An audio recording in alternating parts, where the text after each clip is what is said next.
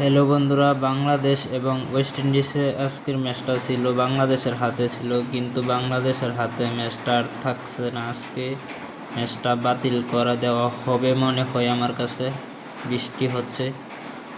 তো ওই ম্যাচটাতে বাংলাদেশে টসে জিতে ব্যাটিংয়ের সিদ্ধান্ত নিয়েছিল। এখানে 321 রান একটা বড় টার্গেট দিয়েছিল।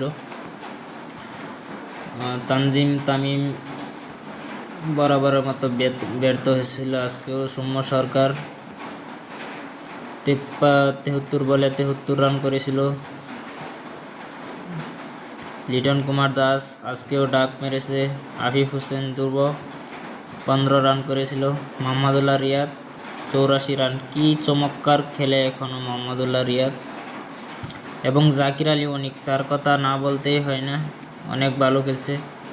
আমার কাছে দুর্দান্ত লাগে এই প্লেয়ারটা।